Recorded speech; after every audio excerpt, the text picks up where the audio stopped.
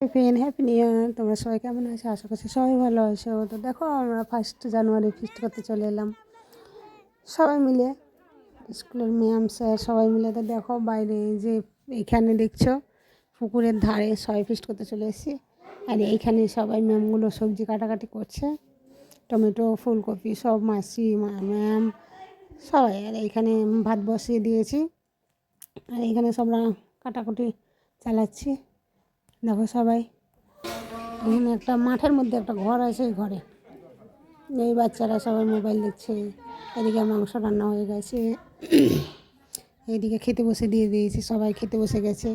আর দেখো আমরা খাওয়া দাওয়ার পরে একটু সেলফি তুলতে গেলাম পুকুরের ধারে। তো এই ছিল আমার মিনি ব্লগ। তোমরা সবাই ভালো থাকো, সুস্থ থাকো, আর নতুন বছর অনেক সুন্দরভাবে কাটাও।